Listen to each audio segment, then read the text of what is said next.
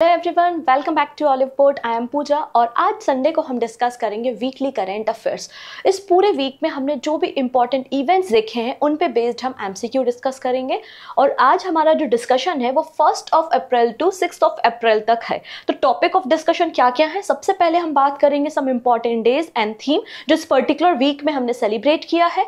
Next point होगा person in news, जो भी पर्सन न्यूज़ में थे हम उनको एक बार क्विक रिवाइज करेंगे।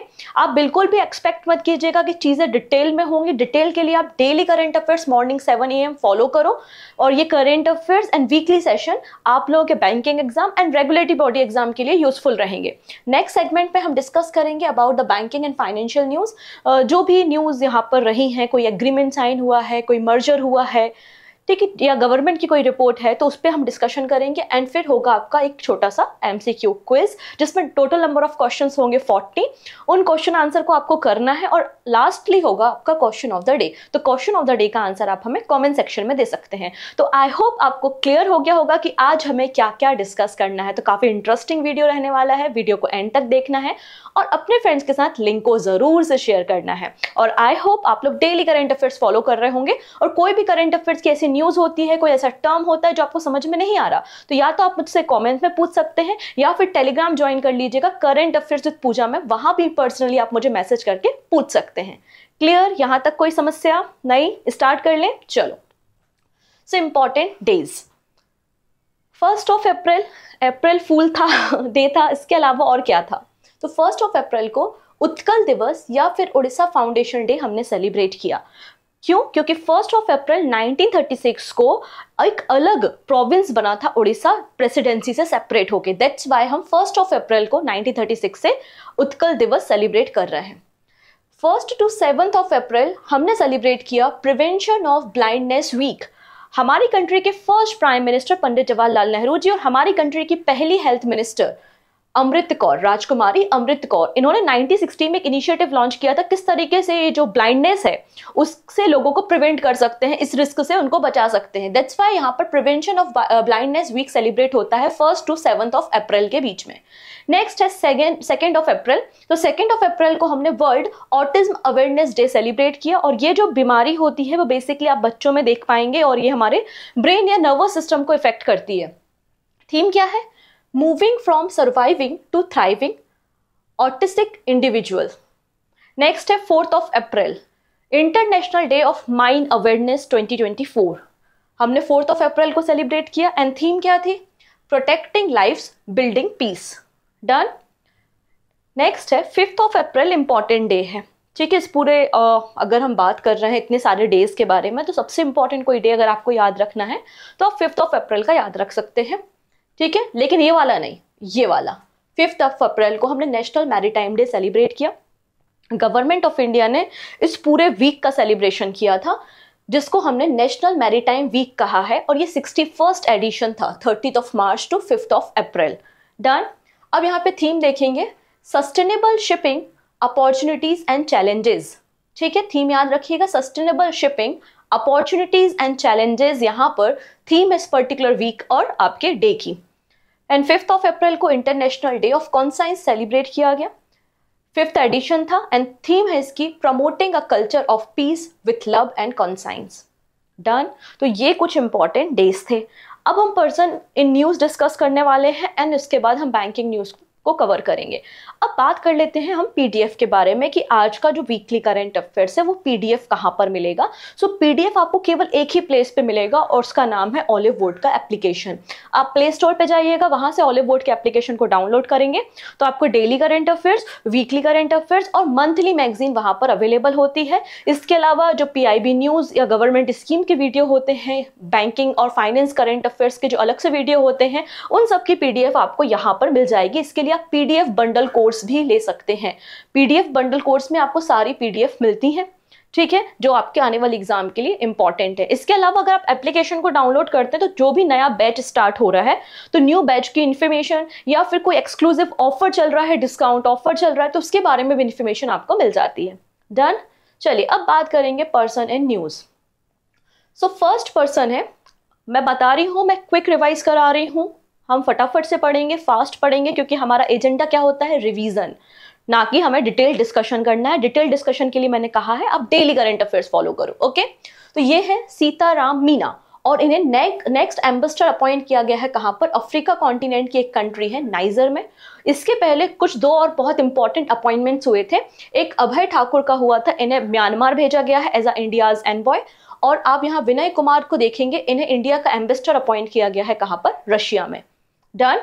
Next, Pankaj Dwivedi takes charges as a ED executive director of Union Bank of India. तो यूनियन बैंक ऑफ इंडिया के एग्जीक्यूटिव डायरेक्टर पंकज द्विवेदी बन गए हैं। इसके पहले ये पंजाब एंड सिंध बैंक के जनरल मैनेजर थे। यूनियन बैंक ऑफ इंडिया का फॉर्मेशन 11 नवंबर 1919 को हुआ था मुंबई महाराष्ट्र में। और recently Union Bank of India की managing director and CEO appoint हुई हैं ए मनी मेखले। ये जनवरी मंथ की अपॉइंटमेंट है, तो इंपॉर्टेंट है, आप इसे भी माइंड में रखेंगे। नेक्स्ट है 6th annual hockey India award. तो हॉकी इंडिया ने हॉकी इंडिया अवार्ड डिस्ट्रीब्यूट किए हैं, जिसका ये 6th एडिशन है। सबसे पहले है men's player of the year कौन है? हार्दिक सिंह है, और इनको प्राइज मनी कितने मिलेंगे? 25 लाख रुपीज। ठीक है। नेक्स्ट है women player of the year Salima तेते हैं। अब यहाँ पर हॉकी इंडिया ने कहा है कि हम हॉकी इंडिया लीग को वापस से रिवाइव करेंगे। लास्ट एडिशन 2017 में हुआ था, और अब हम 2025 से वापस से रिवाइव करेंगे और कंटिन्यूअसली हॉकी इंडिया लीग को ऑर्गेनाइज किया जाएगा इंडिया में। अब हार्दिक सिंह जी हैं, उन्हें men's player of the year तो दिया गया है, उसके अलावा यहाँ पर उन्हें बलबीर सिंह सीनियर ट्रॉफी भी दी गई है। बलबीर सिंह सीनियर ट्रॉफी भी दी गई है। डन, इतनी चीजें। तो जो प्लेयर ऑफ द मैन होते हैं या प्लेयर ऑफ द वीमेन होते हैं, उनको 25 लाख रुपीस दिए जाते हैं। इसके अलावा एक और इंपॉर्टेंट अवार्ड है, वो है अशोक कुमार को दिया गया है major Dhyan Chand lifetime achievement award. 30 lakh rupees इसमें दिए जाते हैं। नेक्स्ट है PR श्रीजेश, इन्हें गोलकीपर ऑफ द ईयर चुना गया है। वहीं हरमनप्रीत सिंह को डिफेंडर ऑफ द ईयर बनाया गया है, और Hardik Singh midfielder of the year है, और Abhishek forward of the year है। तो आप देख सकते हैं कि हार्दिक सिंह को 3 अलग अलग कैटेगरी में अवार्ड मिले हैं, और इसमें प्राइज मनी होती है 5 lakh rupees. Done. Next, Joyshree Das Verma becomes new president of FICCI ladies organisation. तो फिक्की लेडीज ऑर्गेनाइजेशन की 41st national president recently Joyshree Das Verma बनी है, और फिक्की लेडीज ऑर्गेनाइजेशन का फॉर्मेशन 1983 में हुआ था।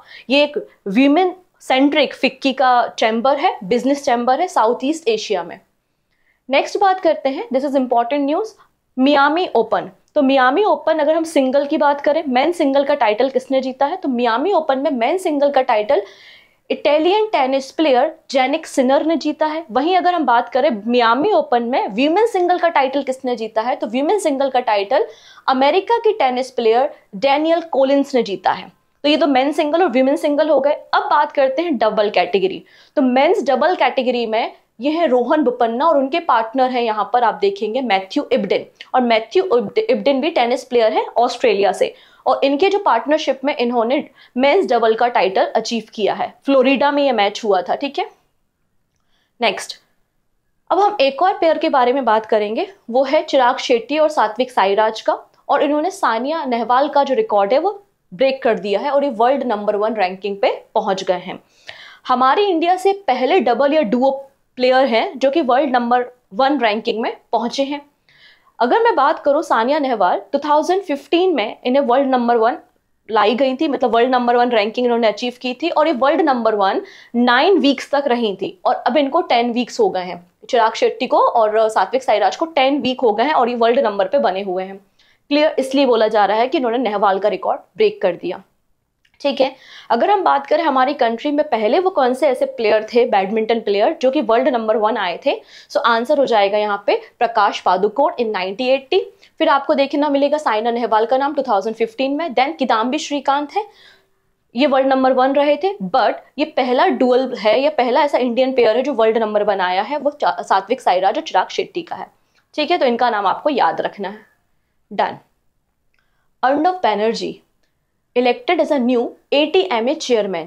ATMA means automotive tyre manufacturer association के नए चेयरमैन बन गए। हमारे देश में जितनी भी आपको टायर मैन्युफैक्चरिंग कंपनीज दिखती हैं, जैसे कि आपने देखा होगा CAT के बारे में, या फिर आपने सुना होगा अपोलो टायर्स हैं, या फिर JK टायर्स हैं, TVS टायर्स हैं, तो उन सब की एक तरीके से एपेक्स बॉडी है जो इन सारी कंपनी को रिप्रेजेंट करती है, वो है आपका ATMA, जिसका फॉर्मेशन 1975 में हुआ था, और इसी के चेयरमैन अर्णव बैनर्जी बन गए हैं। डन। नेक्स्ट बात कर लेते हैं, ये है शेफाली शरण और ये प्रिंसिपल डायरेक्टर जनरल बनी है प्रेस इंफॉर्मेशन ब्यूरो की, PIB। तो PIB की प्रिंसिपल डायरेक्टर जनरल कौन बनी है? शेफाली शरण बनी है और ये 5th वीमेन है जो इस पोजीशन पे पहुंची हैं। ठीक है, अब बात कर लेते हैं PIB का फॉर्मेशन कब हुआ था? तो 1919 में हुआ था। अगली पर्सन इंपॉर्टेंट है, ये है मीराबाई चानू। आप देख पा रहे हैं वेट लिफ्टर है, टोक्यो ओलंपिक मेडलिस्ट रही है, सिल्वर मेडल उन्होंने वहां भी जीता था। और मीराबाई चानू एकमात्र ऐसी इंडियन वेट लिफ्टर है जो क्वालिफाई की है पेरिस ओलंपिक के लिए। डन। नेक्स्ट, अगली जो हम कंट्री के बारे में बात कर रहे हैं वो यहाँ अफ्रीका कॉन्टिनेंट में है, जिसका नाम है democratic Republic of the Congo. ठीक है, तो डेमोक्रेटिक रिपब्लिक ऑफ कॉन्गो की न्यू आप देखेंगे फर्स्ट फीमेल प्राइम मिनिस्टर, पहली फीमेल प्राइम मिनिस्टर यहाँ पे अपॉइंट हुई है जिनका नाम है जूडिथ सुमिनवा तुलुका। ठीक, अगले पर्सन है संजय नायर। संजय नायर को 24-25 के लिए एसोचैम का चेयरमैन बनाया गया है। ठीक है, तो आपको इनका नाम याद रखना है कि एसोचैम के प्रेसिडेंट 2024-25 के लिए कौन बने हैं? संजय नायर बने हैं। और इन्होंने किसे रिप्लेस किया है? अजय सिंह को रिप्लेस किया है। अजय सिंह जो कि को फाउंडर है स्पाइस जेट के। डन। नेक्स्ट, ये है पंकज आडवाणी जो कि स्नूकर एंड बिलियार्ड से एसोसिएटेड है और इन्होंने recently CCI billiard classical title अपने नाम किया है। इन्हें कई सारे अवार्ड मिल चुके हैं, जैसे कि 2018 में पद्म भूषण अवार्ड मिला था और 2005-06 में मेजर ध्यानचंद खेल रत्न अवार्ड पंकज आडवाणी को मिल चुका और इनका नाम कई बार एग्जाम में पूछा गया है। ठीक है, ये है संतोष कुमार झा जिन्हें CMD बनाया गया है कोंकण रेलवे का। कोंकण रेलवे का CMD कौन बन गए हैं? संतोष कुमार झा बन गए। और अभी हमारे देश में टोटल 19 रेलवे जोन है। अगले पर्सन है राजीव सिंघल। ये है राजीव सिंघल जिन्हें टाटा इंटरनेशनल का MD मैनेजिंग डायरेक्टर बनाया गया है। टाटा इंटरनेशनल टाटा ग्रुप की एक इंटरनेशनल आर्म है जो कि ट्रेडिंग एंड डिस्ट्रीब्यूशन के काम आती है और राजीव सिंघल इसके मैनेजिंग डायरेक्टर बन गए और इन्होंने रिप्लेस किया है आनंद सेन को। किसे रिप्लेस किया है? आनंद सेन। अब ये नाम भी बड़े इंपॉर्टेंट है क्योंकि जब हमारी कंट्री में प्राइम मिनिस्टर बने थे प्राइम मिनिस्टर नरेंद्र मोदी 2014 में, तभी ये पहली बार इजिप्ट के प्रेसिडेंट भी बने थे 2014 में और अभी 3rd टर्म का इलेक्शन जीत गए हैं और तीसरी बार इजिप्ट के प्रेसिडेंट बन रहे हैं। नाम है अब्दुल फतह अल सीसी। तो इनका नाम इंपॉर्टेंट है और 2030 तक ये प्रेसिडेंट रहने वाले हैं इजिप्ट के। ठीक है, नेक्स्ट पर्सन, ये बहुत इंपॉर्टेंट पर्सन है इन सभी अपॉइंटमेंट्स में। हम बात कर रहे हैं Rakesh Mohan. Rakesh Mohan appointed to World Bank economic advisory panel. तो वर्ल्ड बैंक के इकोनॉमिक एडवाइजरी पैनल में मेंबर अपॉइंट हो गए हैं राकेश मोहन। राकेश मोहन फॉर्मर RBI के डिप्टी गवर्नर भी रह चुके हैं। इसके अलावा he is also part time member of prime minister economic advisory council और वर्ल्ड बैंक के प्रेसिडेंट पता है आपको अजय बंगा है। नेक्स्ट पर्सन जो न्यूज में उनका नाम है सुपर्णा मित्रा और इन्हें स्विगी का इंडिपेंडेंट डायरेक्टर अपॉइंट किया गया है। तो स्विगी की इंडिपेंडेंट डायरेक्टर कौन बन गई है? आंसर है सुपर्णा मित्रा बन गई है। अब कौन है? आयुष्मान खुराना। तो आयुष्मान खुराना ने यूथ से अपील की है इलेक्शन कमीशन के कहने पर कि आप आने वाले लोकसभा इलेक्शन में पार्टिसिपेट करो और आने वाले जो लोकसभा इलेक्शन है वो 7 फेजेस में होने हैं 19 अप्रैल से। चीफ इलेक्शन कमिश्नर है राजीव कुमार।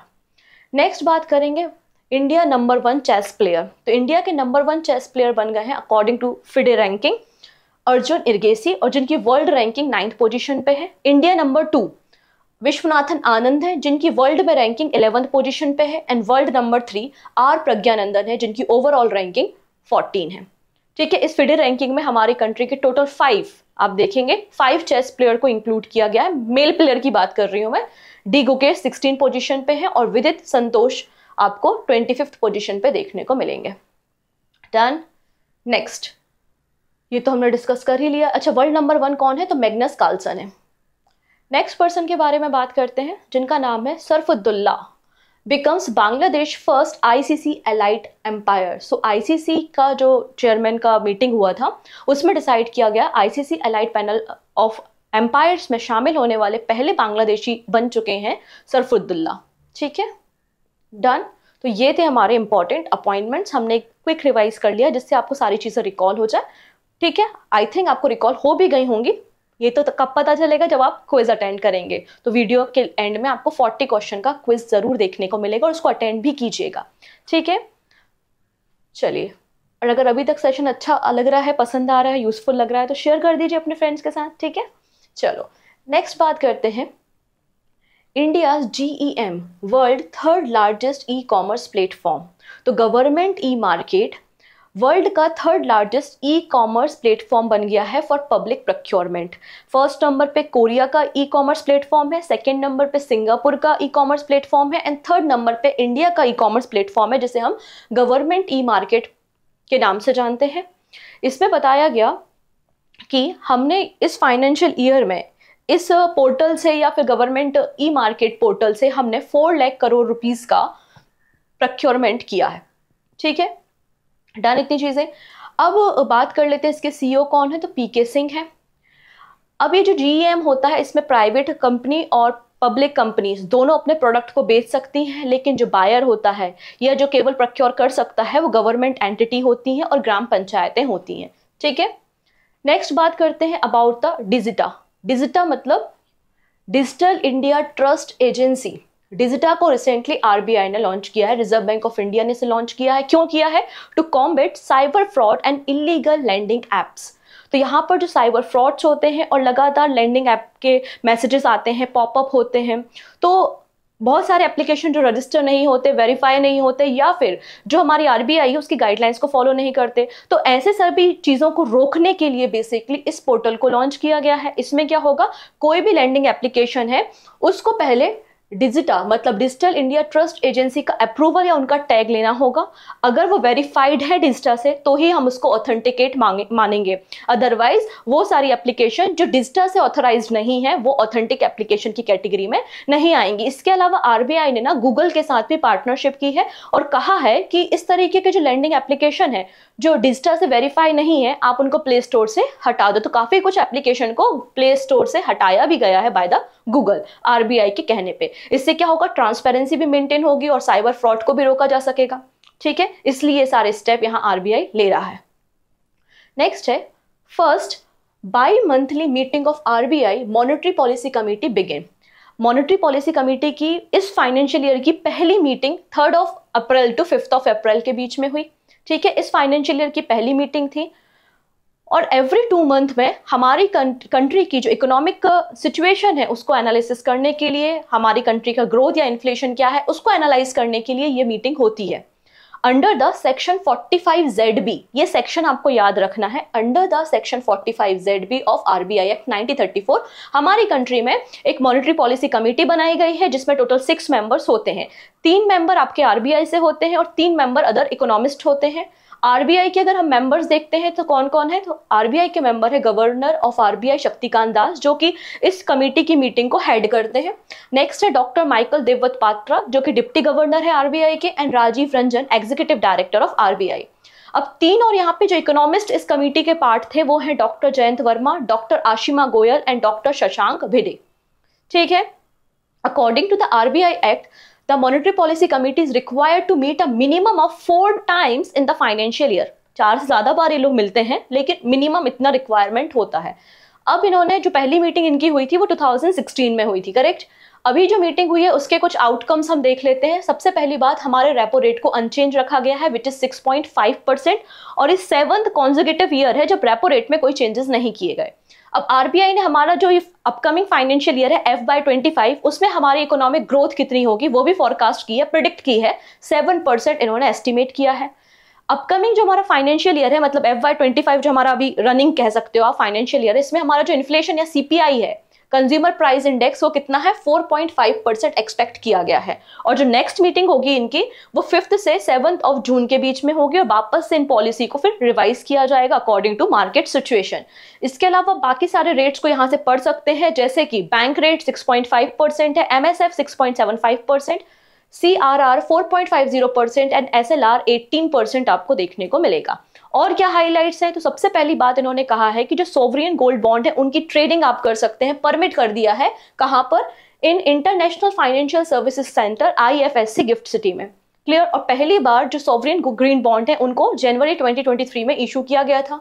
नेक्स्ट है RBI ने परमिट किया है non bank payment system operator को टू ऑफर CBDC वॉलेट। तो CBDC वॉलेट सेंट्रल गवर्नमेंट ने शुरू किया था, बेसिकली डिजिटल करेंसी है, सेंट्रल बैंक डिजिटल करेंसी, और ये एक CBDC जो वॉलेट है उसमें डिजिटल करेंसी रखी जाती है and it is issued by the bank only.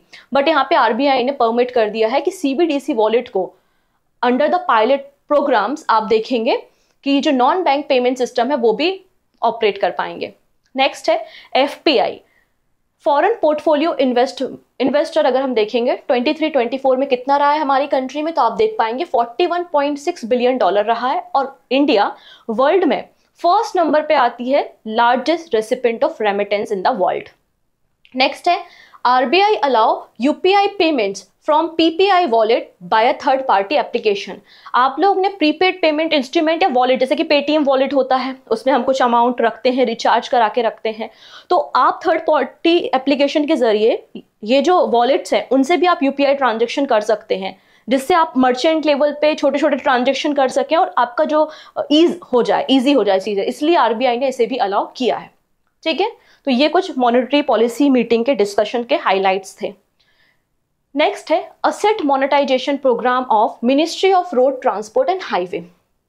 ठीक है, अब असेट मोनेटाइजेशन प्रोग्राम को मैंने आपको पहले भी एक्सप्लेन किया था। इसमें गवर्नमेंट ओनर होती है लेकिन लीज पे अपने असेट को, वो असेट जिनको वो प्रॉपर यूटिलाइज नहीं कर पा रही है या अंडर यूटिलाइज असेट्स है, उनको प्राइवेट सेक्टर को कुछ समय के लिए देती है। ठीक है, उसे हम क्या कहते हैं, असेट मोनेटाइजेशन कहते हैं। इसे कैपिटल रिसाइकलिंग के नाम से भी जाना जाता है। ठीक है, जैसे कि प्राइवेटाइजेशन में क्या होता है, गवर्नमेंट अपने शेयर्स को बेच देती है और ओनरशिप चली जाती है गवर्नमेंट की, लेकिन असेट मोनेटाइजेशन में ऐसा कुछ भी नहीं होता, ना ही ये अपने शेयर को बेच रही है और ना ही गवर्नमेंट की ओनरशिप जा रही है। अब इस असेट मोनेटाइजेशन प्रोग्राम से 23-24 में गवर्नमेंट ने कितना फंड रेज किया। ठीक है, तो गवर्नमेंट ने टोटल 40,314 करोड़ रुपए फंड रेज किया, जबकि इनका टारगेट कितना था, 28,968 करोड़ रुपीस का टारगेट था। इन्होंने 3 अलग अलग मोड्स में आप देखेंगे असेट मोनेटाइजेशन के अंदर फंड को रेज किया है। पहला है toll operate transfer model, means कोई नेशनल हाईवे है और वो नेशनल हाईवे मेंटेन करने, उस पर टोल कलेक्ट करने की रिस्पॉन्सिबिलिटी किसी प्राइवेट सेक्टर को देके रखी है और उनसे लमसम अमाउंट लेकर रखा हुआ है। तो इस तरीके से इन्होंने फंड रेज किया है। नेक्स्ट है infrastructure investment trust and project based financing, done. Next,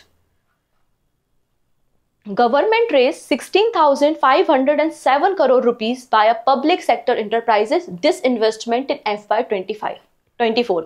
तो फाइनेंशियल ईयर 24 में गवर्नमेंट ने डिसइन्वेस्टमेंट से कितना फंड रेज किया है, आंसर है 16,000 करोड़ रुपीस अप्रोक्सीमेटली। अब ये डिसइन्वेस्टमेंट क्या होता है, जब सेंट्रल पब्लिक सेक्टर कंपनीज या गवर्नमेंट अपनी कंपनीज में अपने कुछ शेयर्स को बेचती है तो उसे हम डिसइन्वेस्टमेंट कहते हैं और जिसके जरिए ये फंड रेज करती है। तो उन्होंने लगभग 10 ऐसी पब्लिक सेक्टर कंपनीज के शेयर्स को बेचा है। ठीक है, इसके अलावा इन्होंने इरडा के FPO को भी लॉन्च किया था और इरडा के FPO से इन्होंने 858 करोड़ रुपीस फंड रेज किए। तो टोटल डिसइन्वेस्टमेंट से जो फंड रेज किया गया है इन FY 24 वो कितना है, 16,507 करोड़ रुपीस है। मैं आपको फिर से बताना चाहती हूँ कि RBI हमेशा से क्या करता है, डेटा से खेलता है। ठीक है, मतलब वो डेटा बेस्ड क्वेश्चन बहुत ज्यादा पूछता है, तो आप थोड़ा सा डेटा याद रखने की कोशिश करो कि कब कहाँ पे क्या हुआ। ठीक है, next, Jammu and Kashmir Bank joined hand with PayMart India to unveil virtual ATM facility। तो जम्मू एंड कश्मीर बैंक ने कश्मीर रीजन में अपने कस्टमर के लिए पेमार्ट इंडिया के साथ एक MOU साइन करके वर्चुअल ATM लॉन्च किया है। एक मोबाइल एप्लीकेशन बेस्ड ये ATM होगा जिसमें आप कैशलेस पेमेंट कर सकते हो जम्मू रीजन में, अगर आप जम्मू एंड कश्मीर बैंक के कस्टमर हैं। ठीक है, मर्चेंट पेमेंट को और इजी करने के लिए। नेक्स्ट है Tata AIG general insurance company introduce travel guard plus insurance product. तो Tata AIG general insurance company ने ट्रेवल गार्ड प्लस एक नया इंश्योरेंस प्रोवाइडर लॉन्च किया है जो कि वाइड एरिया कवरेज प्रोवाइड करता है ऐसे लोगों के लिए जो कि ट्रैवलिंग करना बहुत पसंद करते हैं, जिसमें कई सारे प्रोग्राम्स हैं, कई सारे आप बंडल्स हैं यहाँ पर, जैसे कि अपग्रेड करना है आपको अपनी टिकट बिजनेस क्लास में इकोनॉमी से, अगर आपका बैगेज लॉस हो जाता है या फिर आपको स्टे के लिए अकोमोडेशन के लिए यहाँ पे बातें करनी है या एक्सीडेंट का केस है, तो ये सारी चीज़ें यहाँ पर इस इंश्योरेंस प्रोडक्ट में कवर होती हैं। ठीक है, next, Bajaj Auto, Tata Motors and Coal India among top 5 index performer in FY 24। तो FY 24 रिसेंटली कंक्लूड हुआ है, खत्म हुआ है। तो उस पर्टिकुलर फाइनेंशियल ईयर में सबसे ज्यादा अगर हमने देखा कि किसके कस्टमर्स को, मतलब आप लोग शेयर मार्केट में अगर इन्वेस्ट करते तो अलग अलग कंपनी के हम शेयर खरीदते हैं, तो किस में सबसे ज़्यादा ग्रोथ देखी गई है, तो वो टॉप 5 कंपनी कौन सी हैं उनके इंडेक्स में ग्रोथ हुई है, तो वो हैं बजाज ऑटो, टाटा मोटर्स, कोल इंडिया। कोल इंडिया के बाद आप यहाँ देख सकते हैं Adani port, and 5th number पे है हीरो मोटो। ठीक है, डन। 30 शेयर जो सेंसेस होते हैं उसमें लगभग 24.85% की ग्रोथ है, वहीं निफ्टी 50 में 29% की ओवरऑल ग्रोथ देखी गई है। ठीक है, ये तो आरबीआई कोलैबोरेटेड विद गूगल, जैसा कि हमने डिजिटा के बारे में डिस्कस कर लिया है, वही कहानी यहाँ पे मेंशन है। चलिए नेक्स्ट है, credit card benchmark the 100 million mark in India according to the RBI. तो आरबीआई ने रिसेंटली हमें बताया है कि हमने 100 मिलियन से ज़्यादा क्रेडिट कार्ड इशू किए हैं, मतलब हमने 100 मिलियन के बेंचमार्क को क्रॉस कर दिया है। सबसे ज़्यादा क्रेडिट कार्ड किसने इशू किए हैं, तो आंसर हो जाएगा एचडीएफसी बैंक ने।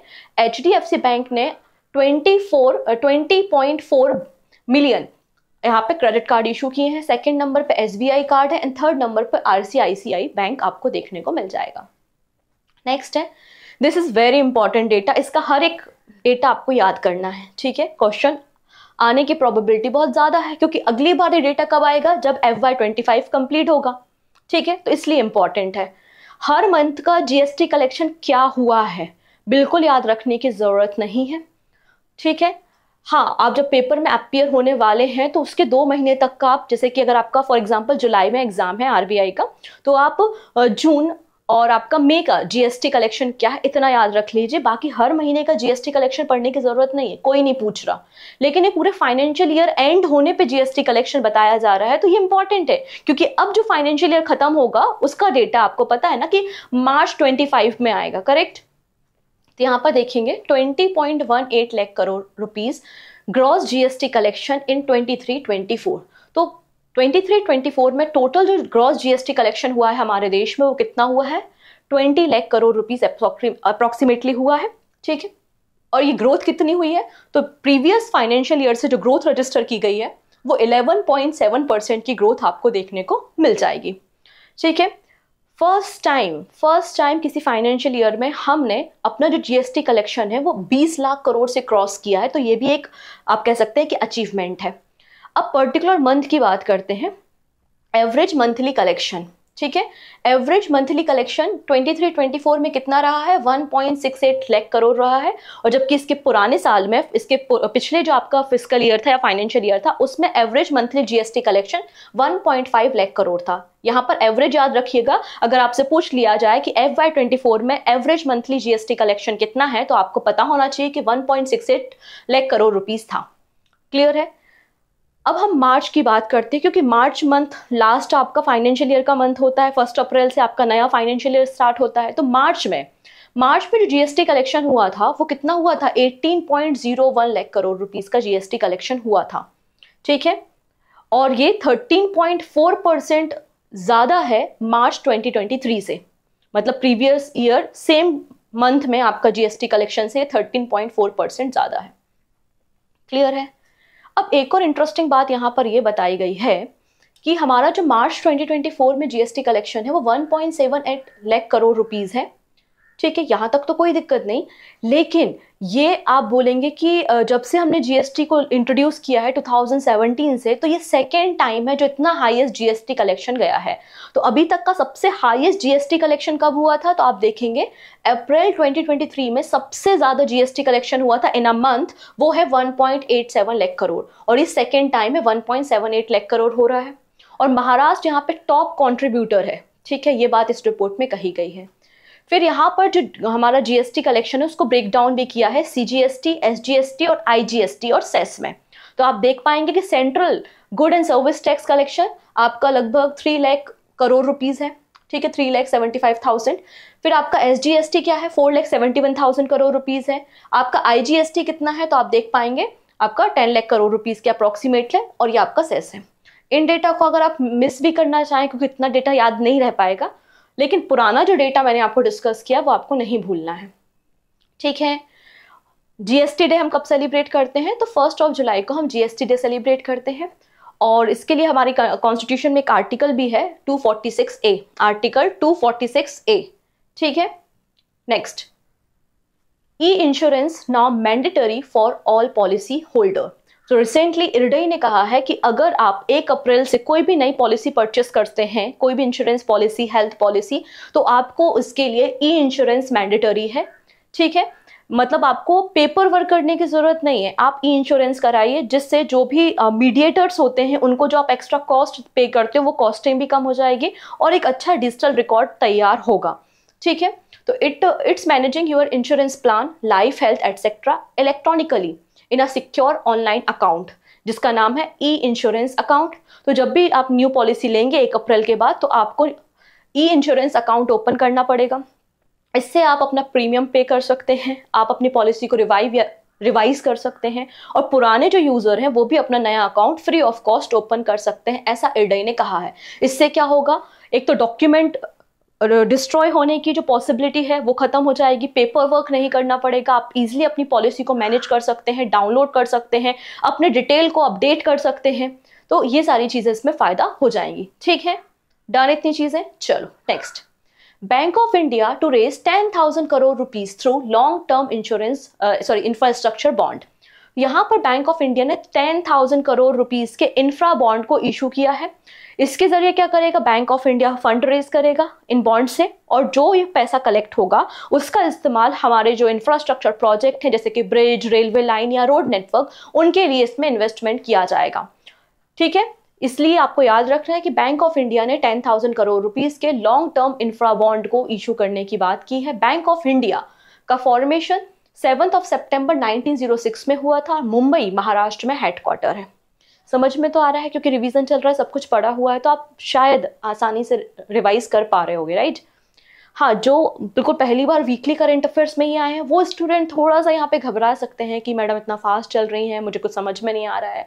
तो मैं आपको सजेस्ट करूंगी कि वीकली करंट अफेयर्स या तो आपने करंट अफेयर्स पढ़ा हो या आप बहुत फास्ट लर्नर हो, उसी के लिए ये है। बाकी अदरवाइज आप डेली करंट अफेयर्स फॉलो करो, ठीक है। हाँ, बाकी क्विज सभी के लिए होता है क्योंकि आपके क्वेश्चन रिवाइज हो जाते हैं। नेक्स्ट है, SBI mutual fund acquire 3% stake in Savita oil technologies. ठीक है, सविता ऑयल टेक्नोलॉजी में 3% स्टेक एक्वायर किए हैं SBI म्यूचुअल फंड ने, और ये 20.73 लाख करोड़ रुपए के इक्विटी शेयर्स हैं। सविता ऑयल टेक्नोलॉजी लिमिटेड एक मैन्युफैक्चरर है जो कि ग्रीस, लुब्रिकेंट वगैरह मैन्युफैक्चर करने का काम करती है। ठीक है, और ये जो डील हुई है एक ब्लॉक डील हुई है। अभी ब्लॉक डील क्या होती है, नॉर्मली जब हम शेयर मार्केट में ट्रेडिंग करते हैं या शेयर को परचेस करते हैं तो एक विंडो होती है, एक टाइम होता है, उस समय आप शेयर्स को खरीदते हो। लेकिन ये जो ब्लॉक डील की विंडो होती है वो एक दिन पहले या कुछ समय पहले ही ओपन की जाती है, सेम समय पे, सेम टाइम पे इसे ओपन नहीं किया जाता। जो आपकी ब्लॉक डील की विंडो है उसके बारे में अगर बात करें तो 9:15 AM to 9:50 AM के बीच में ये डील होती है, ये विंडो ओपन होती है। इसमें जो इन्वेस्टर्स होते हैं वो लमसम अमाउंट इन्वेस्ट करते हैं। मतलब आप देख सकते हैं कि ब्लॉक डील वो होती हैं जिनमें ट्रेड आपका मोर देन 5 लाख शेयर्स आपको परचेस करने या जिनकी टोटल वैल्यू लगभग 5 करोड़ या उससे ज्यादा है, उनके लिए यह ब्लॉक डील होती हैं। क्लियर है। नेक्स्ट है, PFRDA पेंशन रेगुलेटर ने रिसेंटली कहा है कि हमें 2 फैक्टर आधार ऑथेंटिकेशन करने की रिक्वायरमेंट है फ्रॉम 1 अप्रैल से। किसके लिए? For CRA access. आप लोग ने NPS के बारे में सुना होगा, नेशनल पेंशन सिस्टम। तो नेशनल पेंशन सिस्टम के जो भी बेनिफिशियरीज हैं उनके प्रोटेक्शन के लिए, उनकी जो डेटा है उसके प्राइवेसी को मेंटेन करने के लिए, और डायरेक्टली उनका कोई फ्रॉड ना हो, कोई लॉसेस ना हो, उनके अकाउंट में ही पैसा ट्रांसफर हो, इसलिए यहाँ पे बोला है कि हमें 1 अप्रैल से 2 फैक्टर आधार ऑथेंटिकेशन की रिक्वायरमेंट है for access to central record keeping agency system for conducting NPS related activities. ये बात यहाँ पर कही गई है। किसने कही है? तो pension fund regulatory and development authority ने कही है। ये एक स्टैट्यूटरी बॉडी है जिसका फॉर्मेशन अंडर द एक्ट 2013 में हुआ था एंड मिनिस्ट्री ऑफ फाइनेंस के अंदर ये काम करती है। ठीक है। नेक्स्ट है score 2.0। Security and exchange board of India ने अनवील किया है अपग्रेडेड वर्जन ऑफ स्कोर, जिसका नाम है स्कोर 2.0। पहला जो वर्जन आया था स्कोर का वो 2011 में आया था, अब ये नया वर्जन है और पुराने जो वर्जन को वो डिस्कार्ड कर दिया है। मतलब अगर किसी को भी सेबी में कंप्लेंट करनी है, उनकी कोई शिकायतें हैं अगेंस्ट द कैपिटल मार्केट, तो आप पुराने वाले स्कोर से कंप्लेंट नहीं कर सकते, अब आपको नए वाले स्कोर से ही कंप्लेंट करनी पड़ेगी। इसका फुल फॉर्म क्या है? सेबी कंप्लेंट रिड्रेसल सिस्टम एक ऑनलाइन सिस्टम है where investor in the security market can launch their complaints through URL। Okay, इसके अलावा इन्होंने एक और चीज की है। पहली चीज तो ये बहुत ही ज्यादा यूजर फ्रेंडली होगा। इसके अलावा आपका जो कंप्लेंट रिजॉल्व टाइम है वो भी यहाँ पे 21 कैलेंडर डेज है। ठीक है, जिस दिन से आप कंप्लेंट लॉन्च करते हो उसके 21 डेज में ये आपकी कंप्लेंट को रिजॉल्व करेगा। इसके अलावा यहाँ पर 2 टियर रिव्यू प्रोसेस होगा। पहले प्रोसेस में जैसे आपने कंप्लेंट फाइल की है तो पहले ऑफिस में जो डेजिग्नेट बॉडी है, मतलब इन कंप्लेंट को देखने के लिए जो एक अथॉरिटी या बॉडी बनाई गई है, पहले वो आपकी कंप्लेंट को रिव्यू करेगी और उसको रिजॉल्व करेगी। अगर आप उनकी कंप्लेंट का जो भी सोल्यूशन है उससे सेटिस्फाइड नहीं होते तो आपका जो कंप्लेंट है वो सेकेंड लेवल पे जाएगी और सेकेंड लेवल पे आपकी जो कंप्लेंट है वो सेबी देखेगा। ठीक है, इतनी चीजें ये बात यहाँ पर की गई है। नेक्स्ट है Tata AIA unveil payment solution system on WhatsApp.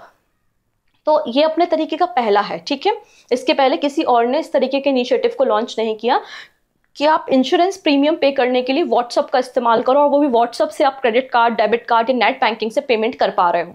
तो Tata AIA life insurance has unveiled a premium payment service by WhatsApp making it the first type in this industry. ये बात यहाँ पे आपके लिए इंपॉर्टेंट हो जाती है। तो पॉलिसी होल्डर अब यहाँ पर अपने पेमेंट कर सकते हैं, रिन्यू कर सकते हैं by WhatsApp using credit card, debit card और नेट बैंकिंग।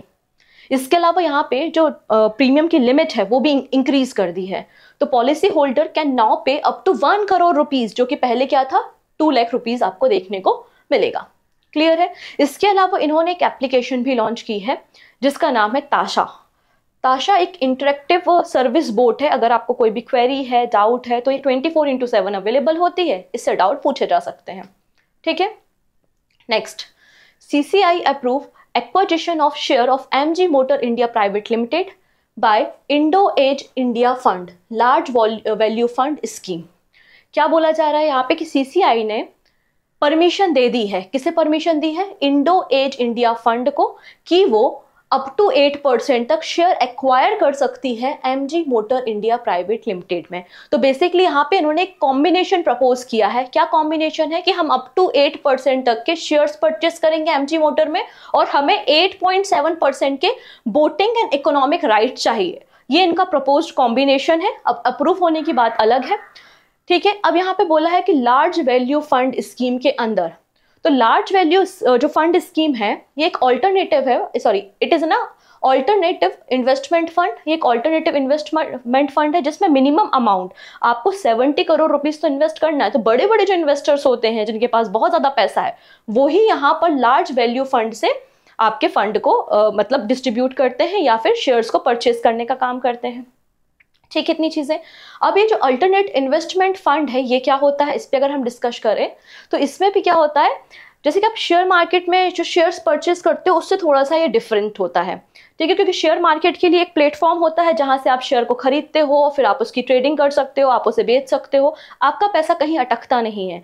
लेकिन यहाँ पर जो ऑल्टरनेटिव इन्वेस्टमेंट फंड होता है उसे एक तो लार्ज इन्वेस्टर्स होते हैं, बड़े इन्वेस्टर्स होते हैं, प्राइवेट कंपनीज के पूल्स होते हैं, और यहाँ पे जो इन्वेस्टमेंट होता है ना उसके लिए कोई ऐसी प्रॉपर विंडो नहीं। आपने किसी कंपनी के शेयर खरीदे हैं तो जब तक आपको उसको अगले दिन आप नहीं बेच सकते, इसका एक लॉकिंग पीरियड हो जाता है 3 to 5 ईयर्स का, तो आपका पैसा यहाँ पे थोड़ा सा रुक जाता है। तो काफी रिस्की माना जाता है ऑल्टरनेटिव इन्वेस्टमेंट फंड। यहाँ पर सेबी ने इन फंड्स को 3 अलग अलग कैटेगरी में डिवाइड किया है, कैटेगरी 1, 2 एंड 3। कैटेगरी 1 में क्या होता है, इन्वेस्ट कर सकते हैं आप स्टार्टअप्स में, small and medium size enterprises जैसे कि इंफ्रास्ट्रक्चर प्रोजेक्ट में, और इसके एग्जांपल्स क्या होते हैं, venture capital, angel fund, social venture funds, ये सब इसके एग्जांपल हैं। Category 2, invest in equity and debt security. ठीक है, इसमें आपके debt funds and private equity funds आते हैं। And category 3, aim for short term investment return utilising complex trading strategy. Next बात करेंगे माइक्रोसॉफ्ट एंड ओपन एआई के बारे में, और इन दोनों ने एक पार्टनरशिप की है $100 बिलियन की, और ये एआई के लिए स्टारगेट रेडी करेंगे। क्या है ये स्टारगेट, आइए देखते हैं।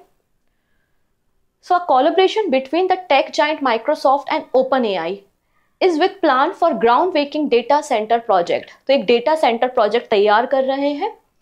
क्यों तैयार कर रहे हैं? Because emergence of artificial technology, artificial intelligence, तो उसके लिए क्लाउड स्टोरेज या डेटा हमको सेंटर की रिक्वायरमेंट होगी।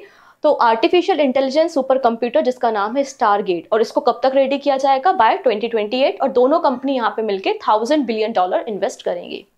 अब एक छोटी सी न्यूज ये है कि आप लोगों ने न्यूज में सुना होगा कि फिनकेयर स्मॉल फाइनेंस बैंक और AU स्मॉल फाइनेंस बैंक का जो मर्जर है वो बहुत पहले ही RBI ने अप्रूव कर दिया था, और ये 1 अप्रैल से इफेक्ट में आ गया है, इसलिए हम इस न्यूज को वापस से रिपीट किए हैं।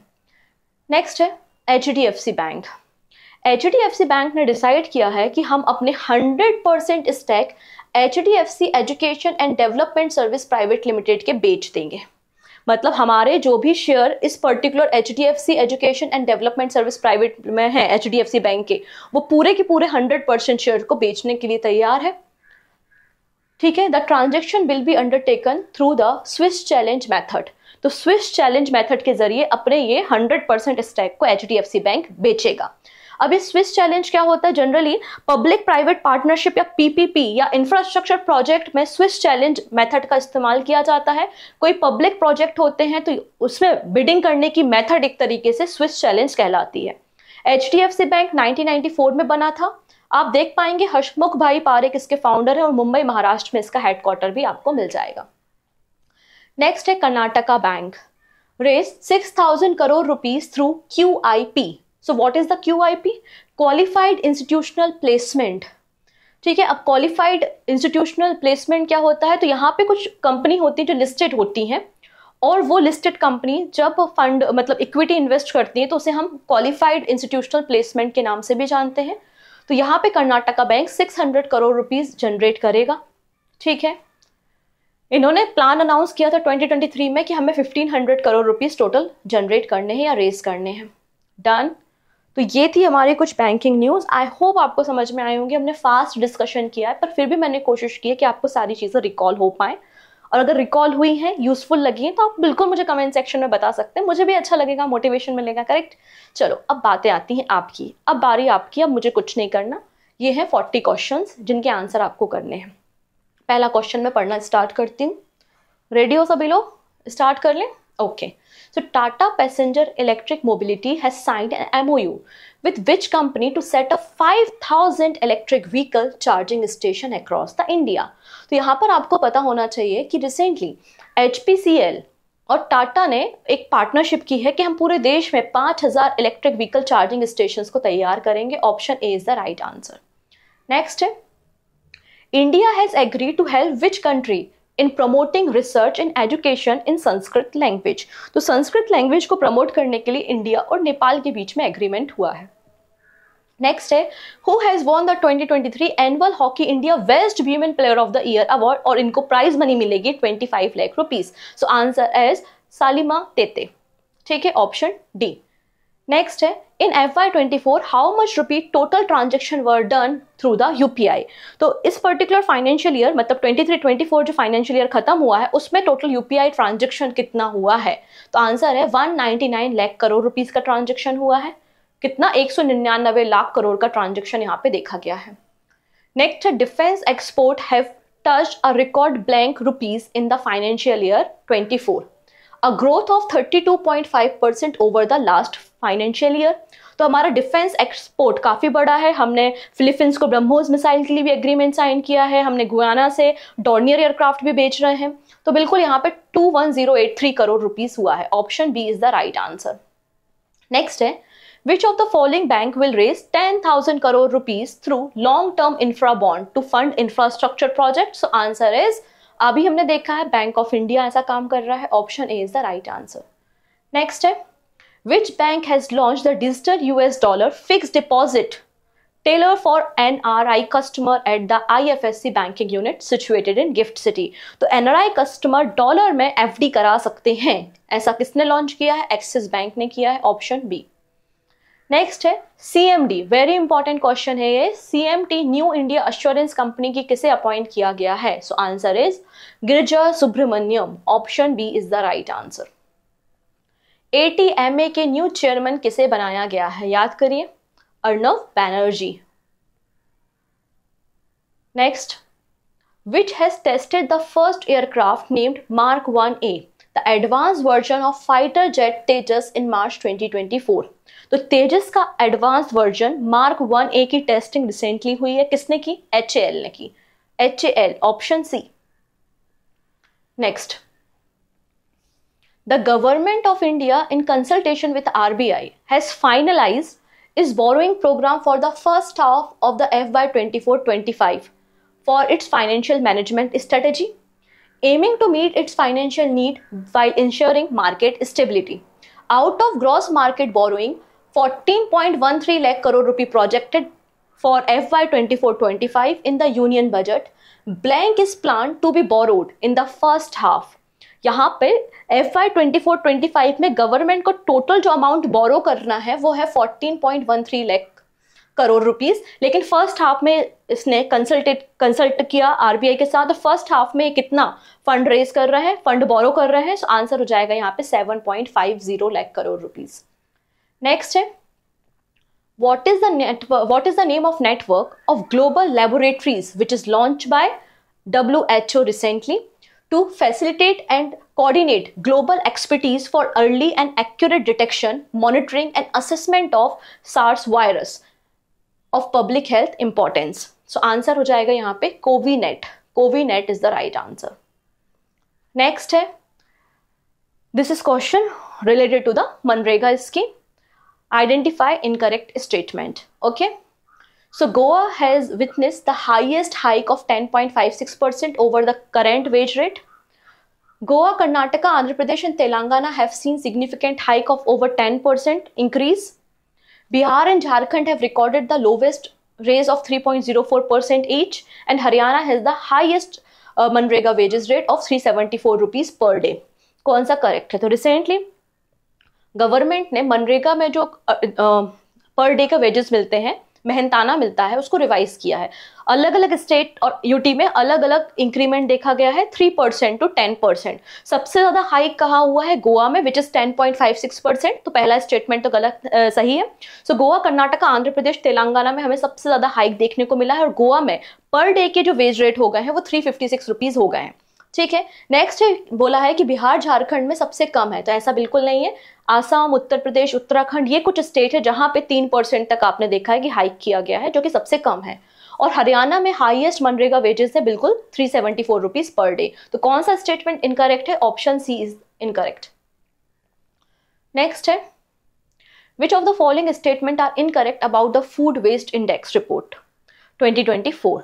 तो इस रिपोर्ट के अकॉर्डिंगली कौन सा स्टेटमेंट यहाँ पे इनकरेक्ट है? पहला कहता है कि इस रिपोर्ट को United Nation environment programme and waste and resource action programme ने रिलीज किया है। इंडिया का annual per capita food waste household decrease हुआ है from 55 kg to 50 kg in 2022। On an average each person 79 kg food को waste करते हैं globally, and Maldives had the highest per capita household food waste at 207 kg in 2022। So क्या सही है, sorry क्या गलत है? तो गलत है सेकेंड स्टेटमेंट। हमारा जो इंडिया में पर कैपिटा फूड वेस्ट है वो डिक्लाइन नहीं हुआ, वो इंक्रीज हुआ है 50 से 55। तो ऑप्शन 2 यहाँ पे इनकरेक्ट है, बाकी सारे करेक्ट है। नेक्स्ट है, the combined index of 8 core industries has increased by 6.7% in February 2024। ठीक है, लेकिन पूछा है कि इन 8 कोर सेक्टर्स में से ऐसी कौन सी कंपनी जिसमें नेगेटिव ग्रोथ रजिस्टर हुई है? So answer is fertilisers, option 4 is the right answer. Next है, where has the closing ceremony of International Year of Millet 2023 being organized by the FAO? So answer is Rome. Next है, माता berry peda and पचरा recently got a GI tag. Recently मैंने आपको बताया 60 product को GI certification मिला है, और सबसे ज्यादा GI प्रोडक्ट आपको यूपी उत्तर प्रदेश में देखने को मिलेंगे, उसके बाद तमिलनाडु है। ठीक है, यहां पर पूछा है कि ये दोनों जो प्रोडक्ट है ये कहां से है? तो आंसर हो जाएगा त्रिपुरा से है, option A is the right answer. Recently how many site have been added to the global geopark network? तो यूनेस्को ने अपने ग्लोबल जियो पार्क नेटवर्क में टोटल 18 न्यू साइट्स को इंक्लूड किया है। क्या इनमें से कोई इंडियन साइट है? आंसर है नो। नेक्स्ट है market regulator security and exchange board of India launch the new version of SEBI complaint redressal system score on 1st of April. According to the SEBI, the timeline for redressal of complaint in score has been reduced to blank calendar year. तो मैंने बोला है, आपको बताया है कि 21 days में आपकी प्रॉब्लम होगी solve. Next, principal director general of press information bureau recently किसे अपॉइंट किया गया है और इन्होंने सक्सीड किया है मनीष देसाई को? आंसर हो जाएगा Shefali Saran. New president of Assocham 24-25 के लिए एसोचैम के नए प्रेसिडेंट कौन बन गए हैं? तो संजय नायर बन गए हैं। ये न्यूज़ भी आज ही हमने इंपॉर्टेंट पर्सन में डिस्कस की है। नेक्स्ट, मेटा ने रिसेंटली किसके साथ पार्टनरशिप की है to identify, review and rate content as a misinformation across Facebook, insta and WhatsApp? तो जो मिस इन्फॉर्मेशन स्प्रेड होती है उसको डील करने के लिए मेटा ने पार्टनरशिप की है पीटीआई मतलब प्रेस ट्रस्ट ऑफ इंडिया के साथ। नेक्स्ट है recently which port in India emerge as a top cargo handling port in India? तो आंसर है Paradip port. Paradip port, option B is the right answer. Next है which two countries have partially join the Schengen area ID check free travel zone in Europe? तो Schengen area को partially join करने वाली दो नई countries बन गई हैं, रोमानिया एंड बुल्गारिया, और रोमानिया और बुल्गारिया दोनों ही यूरोपियन यूनियन का पार्ट भी है। ऑप्शन बी बिल्कुल करेक्ट है। Which country of east Africa has hit by the tropical cyclone named Gammon? तो इस साइक्लोन को कहां पर हिट किया गया है? आंसर हो जाएगा मेडागास्कर में इसने हिट किया है। Option A is the right answer. Miami open 2024 men single title किसने जीता है? तो आपको मैंने सिखाया है Italian tennis player Jannik Sinner. Option B. What is the rank of India's GEM portal as an e-commerce platform in the world? So answer is third position पे। First में कोरिया का, सेकंड में सिंगापुर का and third में India की ranking है। Done. Next है recently who has become the sole Indian weightlifter या only one Indian weightlifter who qualified the Paris Olympics? तो आंसर हो जाएगा यहाँ पे मीराबाई चानू। नेक्स्ट है who has recently become India top rank chess player? तो India के top rank chess player कौन बन गए हैं? अर्जुन एरगेसी बन गए हैं और इनकी ग्लोबल रैंकिंग 9th पोजीशन पे है और सेकंड नंबर पे विश्वनाथन आनंद आपको मिलेंगे। नेक्स्ट है who won the national kho kho championship 2023 for mains title? तो मेंस एंड वीमेंस दोनों टाइटल महाराष्ट्र की टीम ने जीते हैं। नेक्स्ट है new managing director of Tata international किसे अपॉइंट किया गया है? तो टाटा इंटरनेशनल के न्यू मैनेजिंग डायरेक्टर बन गए हैं राजीव सिंघल। कठिया वीट रिसेंटली से जीआई सर्टिफिकेट दिया गया है। ये कटिया वीट किस राज्य में ग्रो किया जाता है, किस स्टेट से बिलोंग करता है? तो आंसर हो जाएगा ये बुंदेलखंड एरिया से उत्तर प्रदेश से बिलोंग करता है। ऑप्शन सी यहाँ पे करेक्ट है। नेक्स्ट है government has raise how much percentage या how much rupees by the public sector enterprises disinvestment in FY24। तो यहाँ पे पब्लिक सेक्टर डिसइन्वेस्टमेंट से गवर्नमेंट ने 16,507 करोड़ रुपीज फंड रेज किया है। ऑप्शन बी यहाँ पे करेक्ट है। नेक्स्ट है Adani Green Energy Limited has surpassed 10,000 megawatt operational portfolio, delivering reliable, affordable and clean power to the national grid. Adani Green Energy Limited operational portfolio consists of blank solar energy, blank wind energy and blank wind solar hybrid capacity. So answer हो जाएगा 7393 megawatt solar energy का portfolio है, 1400 megawatt का आपका wind energy का portfolio और hybrid का 2100 megawatt का पोर्टफोलियो आपको देखने को मिल जाएगा। नेक्स्ट है recently ministry of health and family welfare ने टीबी रिपोर्ट 2024 को रिलीज किया था। उसके रिगार्डिंग कौन सा स्टेटमेंट इनकरेक्ट है, गलत स्टेटमेंट बताना है। पहला कहता है कि out of total TB cases notified in 2023 60% were man, 39.2% women and 0.04% is transgender. Next है majority cases are still reported by the government health centre. Mortality rate due to TB has dropped 4.94 lakh in 2021 to 3.2 lakh in 2024 and nearly 80% cases reported in 2023 came from the private sector. कौन सा statement गलत है? तो पहला statement तो बिल्कुल सही है कि 60% केसेस मेल के हैं and remaining transgender and female के केसेस हैं। फिर हमारे देश में जो मेजॉरिटी केसेस रिपोर्ट किए गए हैं वो गवर्नमेंट हेल्थ सेंटर में रिकॉर्ड किए गए हैं, ठीक है। हमारे देश में जो मॉर्टलिटी रेट है, जो टीबी के कारण मौतें होती हैं, मृत्यु होती है, वो भी डिक्लाइन हुई है। पहले ये 4.94 लाख था 2021 में, जो डिक्लाइन होकर 3.2 लाख हो गया है। अब यहाँ पे बोला है कि 80% केसेस जो है वो प्राइवेट सेक्टर से रिपोर्ट किए हैं, ऐसा बिल्कुल भी सही नहीं है, ठीक है। प्राइवेट सेक्टर से ऑलमोस्ट 30% केसेस ही रिकॉर्ड किए गए हैं। Ministry of road transport and highway has raised blank through various mode of asset monetisation in 23-24। तो यहाँ पर असेट मोनेटाइजेशन से ministry of road transport and highway ने टोटल 40,314 करोड़ फंड को रेज किया है। तो ये फैक्चुअल डेटा है, इसमें मैं आपकी कोई मदद नहीं कर सकती, आपको इसे याद करना ही पड़ेगा। आरबीआई ऐसे क्वेश्चन पूछता है, ठीक है। Next, what is the name of digital health promoter prototype powered by the generative artificial intelligence for public health with enhanced empathic response recently unveiled by the WHO? तो WHO ने एक AI based health promoter launch किया, उसका नाम क्या है सरा? Option C. Next है, where will India's first privately managed strategic petroleum reserve be built by 2930? तो यहाँ पे पदूर कर्नाटका में इसे मैनेज किया जाएगा, तैयार किया जाएगा, ठीक है। ऑप्शन ए बिल्कुल करेक्ट है। अब है जीएसटी कलेक्शन से क्वेश्चन।